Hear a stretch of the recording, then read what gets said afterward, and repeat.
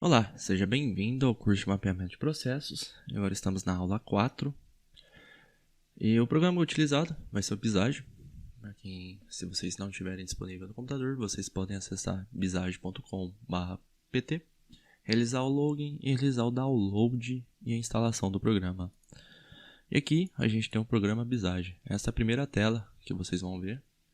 Então, como vocês podem perceber, tem um papel branco que a gente pode escrever os processos. Isso daqui a gente chama como piscina. Então a piscina, por exemplo, a gente pode denominar como se fosse um processo à parte, um setor, alguma coisa assim.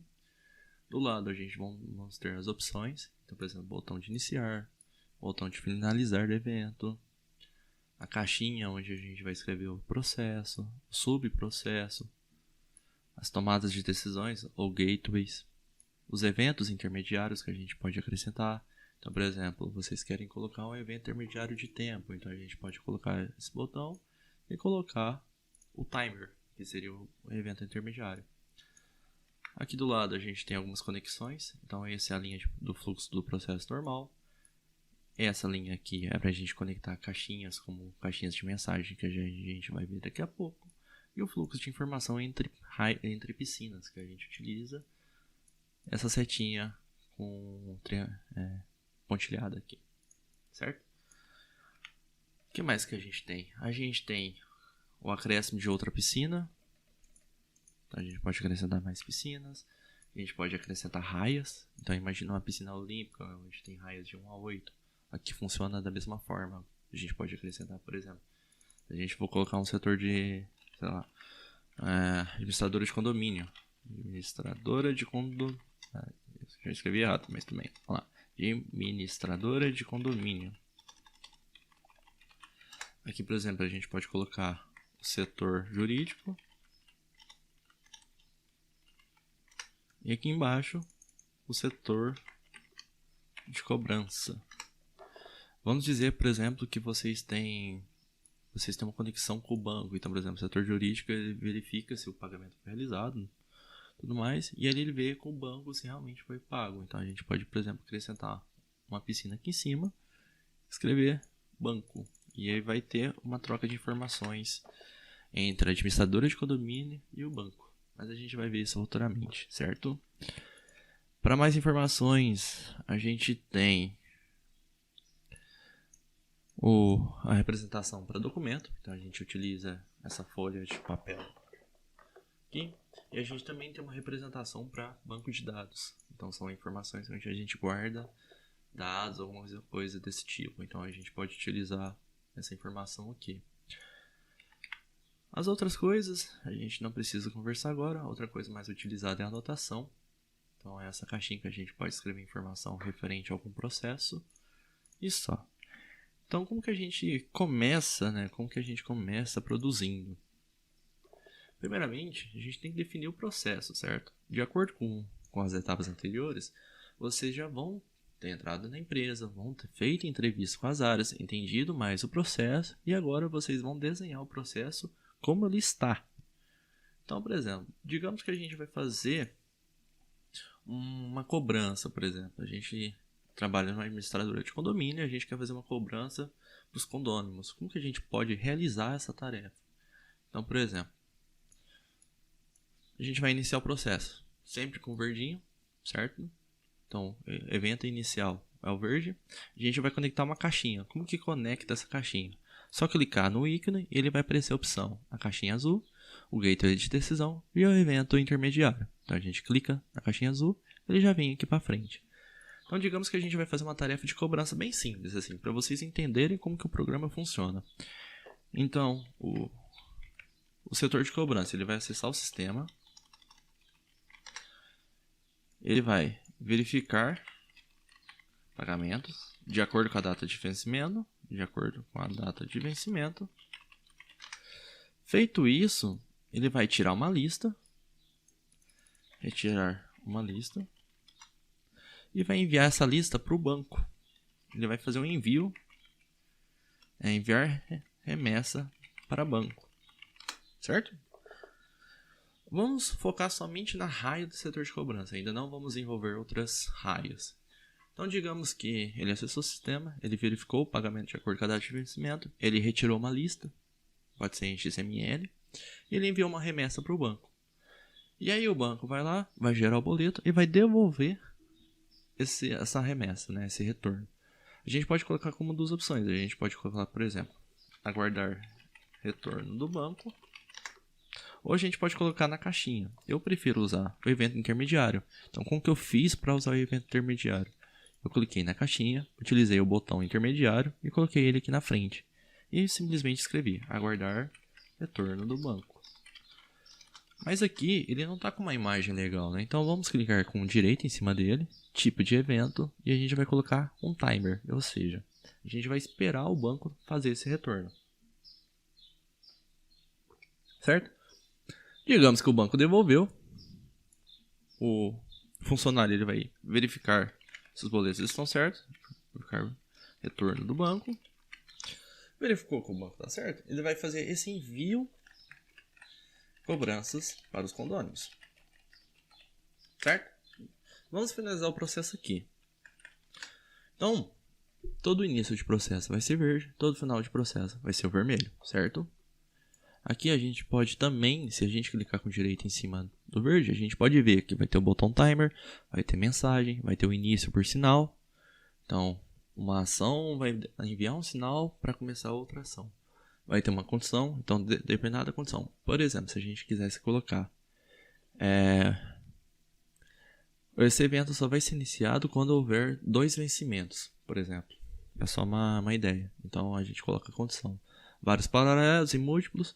Eu entendo que funciona quase da mesma forma, mas de acordo com o CBOC, né, que é o livro mãe do BPMN, ele possui uma diferença. Eu nem utilizo muito, eu utilizo mais o timer mensagem sinal, que eu acho mais fácil de entender, porque a gente tem que pensar que a gente está descrevendo processos não para gente que conhece o sistema, mas para outras pessoas mais leigas.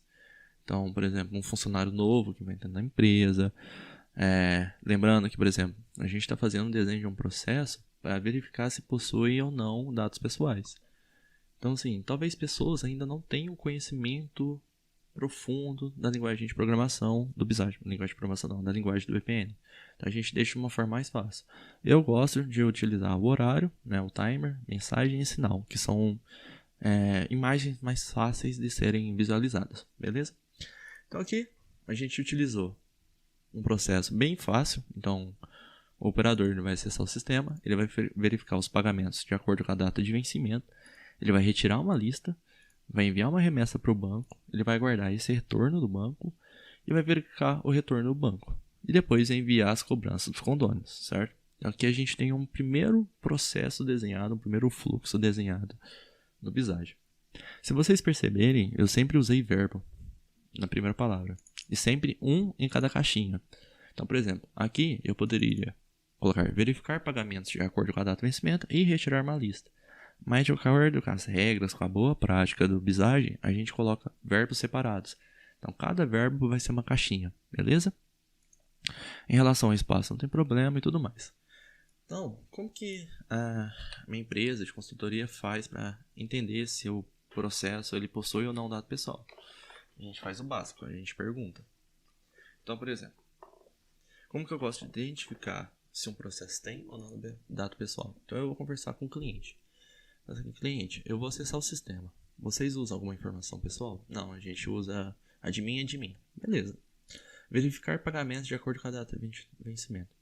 Quais informações vocês visualizam aqui? A gente visualiza o nome da pessoa, o CPF e o vencimento, se pagou ou não. Então aqui tem dado pessoal.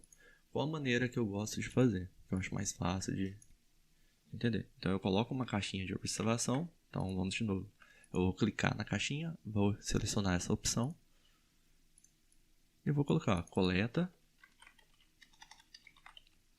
ou trata dados pessoais. Sim. Eu gosto de pôr verde aqui, pode pôr roxo, vamos pôr um roxo aqui, que roxo é bonito. Então uma empresa que a gente trabalha que a pessoa gosta do roxo, então a gente deixa roxo. É de acordo com o cliente. Então eu vou dar um Ctrl C aqui. Retirar uma lista. Essa lista a gente vai perguntar. Operador, essa lista vai ter um dado pessoal? Vai. Então vai ter um nome, coisa. Então tem.